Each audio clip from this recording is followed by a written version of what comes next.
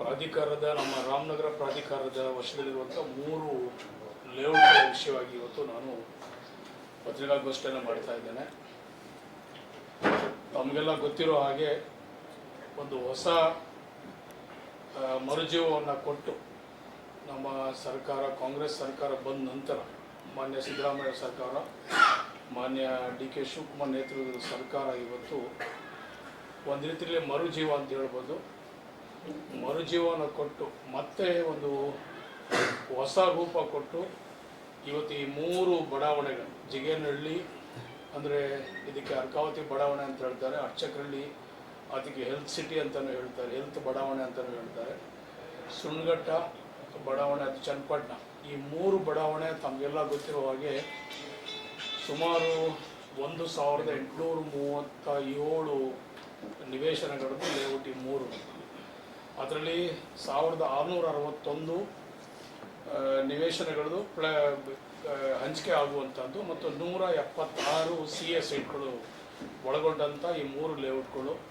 So ಒಟ್ಟಾರೆ 1837 ಸೈಟ್ಗಳಲ್ಲಿ ಈಗಾಗಲೇ ನಾವು ಡೆವಲಪ್ಮೆಂಟ್ ಚಾರ್ಜ್ ಅಂತ ಹೇಳಿ ಸರ್ಕಾರ ನಿಗದಿ ಮಾಡಿ 200 ರೂಪಾಯಿ ಮಾಡಿದಂಥ ರಿಯಾಯಿತಿನಲ್ಲಿ ಸುಮಾರು 752 ಜನ 200 ರೂಪಾಯಿ ನನಗೆ 17 ಕೋಟಿ ರೂಪಾಯಿನ ಇವತ್ತು ನಮ್ಮ ಪ್ರಾಧಿಕಾರಕ್ಕೆ ಜಮಾ ಮಾಡಿದ್ದಾರೆ. ಇನ್ನೂ ನಮಗೆ 900 ಜನ ನಮಗೆ ಬಾಕಿದಾರಿದ್ದಾರೆ. ನಾವೀಗಾಗಲೇ ಅವ್ರಿಗೆ ಸಾಕಷ್ಟು ಕಾಲಾವಕಾಶನೂ ಕೊಟ್ಟಿದ್ದೀವಿ. ಯಾಕಂತ ಹೇಳಿದ್ರೆ ಇದನ್ನು ಆದಷ್ಟು ಬೇಗ ನಾವು ಅಭಿವೃದ್ಧಿ ಮಾಡಬೇಕು. ಅಭಿವೃದ್ಧಿ ಮಾಡಿ ಮೂಲ ಸೌಕರ್ಯಗಳನ್ನು ನಾವು ಕೊಟ್ಟು ನಿವೇಶನವನ್ನು ಅವ್ರಿಗೆಲ್ಲರೂ ಕೂಡ ಖಾತೆ ಮಾಡಿ ಈ ಸ್ವತ್ತನ್ನು ಮಾಡಿ ಅವ್ರಿಗೆ ಕ್ರಯಪತ್ರ ಎಲ್ಲ ಕೂಡ ಮಾಡಿ ಅವ್ರಿಗೆಲ್ಲರೂ ಕೂಡ ಅವರ ಒಂದು ವಶಕ್ಕೆ ಕೊಡುವಂಥ ಕೆಲಸ ನಾವು ಈಗಾಗಲೇ ಮಾಡಬೇಕಾಗಿದೆ. ಸಾಕಷ್ಟು ಜನಕ್ಕೆ ಈಗಾಗಲೇ ನಾವೆಲ್ಲ ಚಾಲ್ತಿಯಲ್ಲಿ ಮಾಡಿದ್ದೀವಿ. ಇದರ ಜೊತೆಯಾಗಿ ನಾವು ಇವತ್ತು ನಿವೇಶನಕ್ಕೆ ಮೂಲಭೂತ ಸೌಕರ್ಯಗಳನ್ನು ಕೊಡಬೇಕು. ರೋಡು, ಚರಂಡಿ, ರಸ್ತೆ, ನೀರು, ಕರೆಂಟು ಇವೆಲ್ಲವೂ ಕೂಡ ನಾವು ಕೊಡಬೇಕಾಗಿದೆ. ಅದಕ್ಕೆ ನಾವು ಡೆವಲಪ್ಮೆಂಟ್ ಚಾರ್ಜ್ ಅಂತೇಳಿ ಒಂದು ನಾಮಿನಲ್ ಆಗಿ 200 ರೂಪಾಯಿ ಕಲೆಕ್ಟ್ ಮಾಡ್ತಾ ಇದ್ದೀವಿ. ಈಗಾಗಲೇ 17 ಕೋಟಿ ರೂಪಾಯಿ ಕಲೆಕ್ಟ್ ಆಗಿದೆ, ಇನ್ನೂ ಅರ್ಧ ಜನ ಬಾಕಿ ಇದೆ. ಸೊ ನಾನು ಅವರಲ್ಲಿ ಕೊನೆಯ ಸಲ ಇದನ್ನು ಮನವಿ ಮಾಡ್ಕೊಳ್ತಾ ಇದ್ದೀನಿ. ಮತ್ತೆ ನಾವೆಲ್ಲರೂ ಕೂಡ ಅವ್ರಿಗೆ ಕಾಲಾವಕಾಶ ಕೊಡೋಕ್ಕೆ ಆಗಲ್ಲ.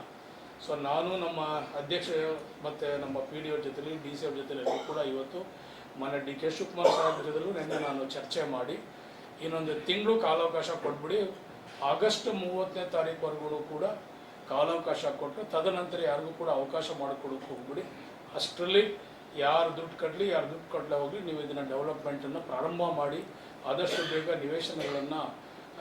ನಿವೇಶನ ಕಟ್ಟುವ ಹಂತಕ್ಕೆ ನೀವು ತರಬೇಕು. ಮೂಲಭೂತ ಸೌಕರ್ಯ ಅವರಿಗೆ ಕೊಡಬೇಕಂತೇಳಿ ನನಗೆ ನಾಯಕರಾದಂಥ ಡಿ ಕೆ ಶಿವಕುಮಾರ್ ಅವರು ಮತ್ತು ನಮ್ಮ ಎಲ್ಲ ಅಧ್ಯಕ್ಷರು ಕೂಡ ಇವತ್ತೆಲ್ಲೂ ಕೂಡ ಅವರು ಕೂಡ ಇದನ್ನು ಮನವಿ ಕೂಡ ಮಾಡಿದ್ದಾರೆ. ಆ ನಿಟ್ಟಲ್ಲಿ ನಾನು ಯಾರ್ಯಾರು ಈ ನಿವೇಶನಕ್ಕೆ ಅರ್ಹರ ಈಗಾಗಲೇ ಅರ್ಜಿಗಳನ್ನು ಕೊಂಡು ಅವ್ರಿಗೆಲ್ಲ ಯಾರ್ಯಾರಿಗೆ ಅಲಾಟ್ಮೆಂಟ್ ಆಗಿದೆ ಅವರಲ್ಲಿ ನಾನು ಕೊನೆಯದಾಗಿ ಮನವಿ ಮಾಡ್ಕೊಳ್ತೀನಿ. ಈ ತಿಂಗಳು ಆಗಸ್ಟ್ 30ನೇ ತಾರೀಕು ಒಳಗಡೆ ಅವರೆಲ್ಲರೂ ಕೂಡ ಆದಷ್ಟು ಬೇಗ 200 ರೂಪಾಯಿ ನಾವೇನು ನಿಗದಿ ಮಾಡಿದ್ದೀವಿ ಅಭಿವೃದ್ಧಿ ಶುಲ್ಕವನ್ನು ಅದನ್ನು ಕಟ್ಟಿ ದಯವಿಟ್ಟು ಅವರೆಲ್ಲರೂ ಕೂಡ ಅವರ ಹಕ್ಕುಪತ್ರ, ಈ ಸ್ವತ್ತು ಇರ್ಬೋದು, ಖಾತೆ ಇರ್ಬೋದು ಮತ್ತು ಕ್ರಯಪತ್ರ ಇರ್ಬೋದು ಎಲ್ಲನೂ ಕೂಡ ಅವರು ಕೊಂಡ್ಕೊಂಡು ನಮಗೆ ಮುಂದಕ್ಕೆ ಅಭಿವೃದ್ಧಿ ಕೆಲಸ ಮಾಡಲಿಕ್ಕೆ ಅವರು ಒಂದು ಸುಗಮವಾದಂಥ ಒಂದು ವ್ಯವಸ್ಥೆಯನ್ನು ಮಾಡಿಕೊಡ್ತಾರೆ ಅಂಥೇಳಿ ಅದಕ್ಕೆ ನಾವು ಇವತ್ತು ವಿಶೇಷವಾಗಿ ಅವರೆಲ್ಲರೂ ಕೂಡ ನಾನು ಈ ಪತ್ರಿಕಾಗೋಷ್ಠಿ ಮುಖಾಂತರ ನಾನು ಮನವಿ ಮಾಡಿಕೊಳ್ತೀನಿ. ಇದು ಕೊನೆ, ಇನ್ನು ಮೇಲೆ ನಾವು ಯಾವತ್ತೂ ಕೂಡ ಅವರಿಗೆ ಕಾಲಾವಕಾಶ ನಾವು ಕೊಡೋಕ್ಕೆ ಆಗೋದಿಲ್ಲ. ಯಾಕಂತಂದರೆ ಬೇರೆಯವರೆಲ್ಲ ಪಾಪ ದುಡ್ಡು ಕಟ್ಟಿರೋರು ಈಗಾಗಲೇ ಅವರೆಲ್ಲರೂ ಕೂಡ ನಮಗೆ ಮೂಲಭೂತ ಸೌಕರ್ಯ ಪ್ರಾರಂಭ ಮಾಡಿ ಅಭಿವೃದ್ಧಿ ಕೆಲಸಗಳು ಯಾಕೆ ಮಾಡಿಲ್ಲ ಅಂತ ಹೇಳ್ತಾ ಇದ್ದಾರೆ. ನಾನು ಸಾಕಷ್ಟು ನಮ್ಮ ಅಧ್ಯಕ್ಷರಿಗೂ ಹೇಳಿದ್ದೆ, ಆದಷ್ಟು ಬೇಗ ನೀವು ಪ್ರಾರಂಭ ಮಾಡಿ ಅಂಥೇಳಿ. ಯಾಕಂತೇಳಿ ಇನ್ನು ಕೆಲವು ಜನ ಬಾಕಿ ಇರುವಾಗ ನಾವು ಪ್ರಾರಂಭ ಮಾಡೋದು ಬೇಡ ಅಂಥೇಳಿ ಇವತ್ತೊಂದು ತೀರ್ಮಾನಕ್ಕೆ ಬಂದು ಕೊನೆಯ ಹಂತದಲ್ಲಿ ನಾನು ನಮ್ಮ ಮಿನಿಸ್ಟ್ರಿಗೂ ಕೂಡ ನಮ್ಮ ಡಿ ಕೆ ಶಿವಕುಮಾರ್ ಮಾತಾಡಿದಾಗ 1 ತಿಂಗಳು ಕೊಟ್ಬಿಡಿ ಅಂತ ಹೇಳಿದ್ದಾರೆ. ಸೊ ಆ ನಿಟ್ಟಲ್ಲಿ ಇವತ್ತು 1 ತಿಂಗಳು ಕಾಲಾವಕಾಶ ಆಗಸ್ಟ್ 30 ಒಳಗಡೆ ಯಾರ್ಯಾರು ಬಾಕಿದಾರಿದ್ದೀರಿ ಆ ನಿವೇಶನಕ್ಕೆ ಯಾರ್ಯಾರು ಈಗಾಗಲೇ ಅವರು ನಿವೇಶನವನ್ನು ಹಂಚಿಕೆ ಪಡೆದಿದ್ದೀರಿ ಅವರೆಲ್ಲ ನಾನು ಮನವಿ ಮಾಡಿಕೊಡ್ತೀನಿ. ಆದಷ್ಟು ಬೇಗ ಇದು ಶುಲ್ಕವನ್ನು ಕಟ್ಟಿ ನಮಗೆ ಅಭಿವೃದ್ಧಿ ಕೆಲಸಗಳು ಮಾಡೋಕ್ಕೆ ತಾವೆಲ್ಲರೂ ಕೂಡ ನನಗೆ ಅನುವು ಮಾಡಿಕೊಡ್ಬೇಕು. ಪ್ರಾಧಿಕಾರಕ್ಕೆ ಒಂದು ಒಳ್ಳೆಯ ಹೆಸರನ್ನು ತಾವೆಲ್ಲರೂ ಕೂಡ ತಂದುಕೊಡ್ಬೇಕು. ಯಾರು ಮಾರಾಟ ಮಾಡಬೇಡಿ, ಇದನ್ನು ಉಳಿಸ್ಕೊಡಿ ಅಂತೇಳಿ ನಾನು ಅವ್ರಿಗೂ ಕೂಡ ಮನವಿ ಮಾಡ್ತೀನಿ. ಕಟ್ಟಿಲ್ಲ ಅಂತೇಳಿ ಏನೂ ಮಾಡೋಕ್ಕಾಗಲ್ಲ. ಸರ್ಕಾರ ವಶಕ್ಕೆ ತೊಗೊಂಡು ಅವ್ರಿಗೆ ವಾಪಸ್ ಅವ್ರು ಏನು ಕಟ್ಟಿದ್ದಾರೆ ಅದು ದುಡ್ಡು ಕೊಡಬೇಕಾಗುತ್ತೆ. ಬೇರೆಯವ್ರಿಗೆಲ್ಲ ನಾವು ತೊಂದರೆ ಕೊಡೋಕ್ಕಾಗಲ್ಲ. ಇವರಿಂದ ಕೆಲವರಿಂದ ಎಲ್ರಿಗೂ ತೊಂದರೆ ಮಾಡೋಕ್ಕಾಗಲ್ಲ. ಆವಾಗ ಅವ್ರು ಕಟ್ತಂದ ಸಂದರ್ಭದಲ್ಲಿ 2,000, 3,000, 2 ಲಕ್ಷ, 3 ಲಕ್ಷ ಇದೆ. ಇವತ್ತು 35 ಲಕ್ಷ, 40 ಲಕ್ಷ ರೂಪಾಯಿ ಬೆಲೆ ಬಾಳುವಂಥ ಆಸ್ತಿ ಆಗ್ಬೋದು. ಸೊ ಇದಕ್ಕೆಲ್ಲ ಕಾನೂನಾತ್ಮಕವಾಗಿ ಇದು ಕಳೆದೋದಂಥ ವಿಷಯ, ಎಲ್ಲ ಮರ್ತೋದಂಥ ಇದು ಪ್ರಾಧಿಕಾರದಂಥ ಇದು ಲೇಔಟ್ಗಳಾಗಿದ್ದು. ಸೊ ನಮ್ಮ ಸರ್ಕಾರ, ನಾನು, ನಮ್ಮ ಡಿ.ಕೆ.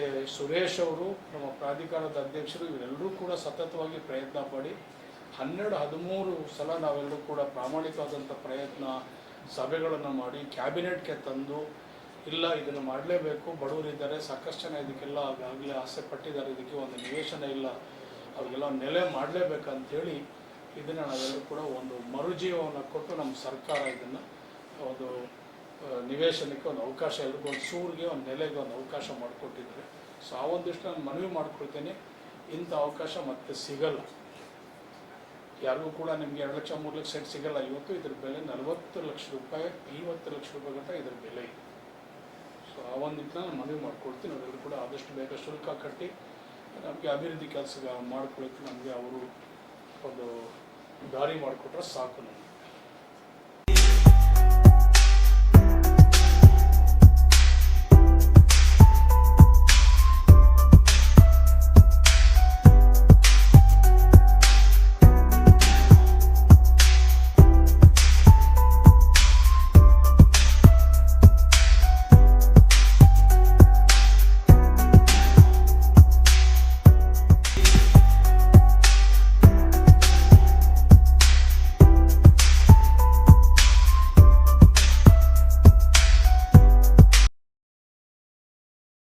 ಜುಲೈ 24ರ ಮಧ್ಯರಾತ್ರಿ 2 ಗಂಟೆಯಿಂದ ಗೌಡಗೆರೆ ಕ್ಷೇತ್ರದಲ್ಲಿ ಭೀಮನ ಅಮಾವಾಸ್ಯೆ ಸಂಭ್ರಮ ಜೋರು.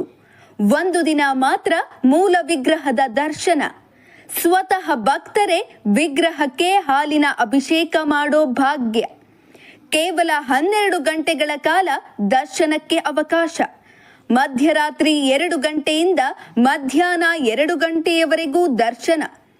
ಸರ್ವರಿಗೂ ಆತ್ಮೀಯ ಸ್ವಾಗತ ಕೋರುವವರು ಗೌಡಗೆರೆ ಶ್ರೀ ಚಾಮುಂಡೇಶ್ವರಿ ಬಸಪ್ಪನವರ ಪುಣ್ಯಕ್ಷೇತ್ರದ ಧರ್ಮದರ್ಶಿಗಳು ಡಾಕ್ಟರ್ ಮಲ್ಲೇಶ್ ಗುರೂಜಿ ಹಾಗೂ ಆಡಳಿತ ಮಂಡಳಿ.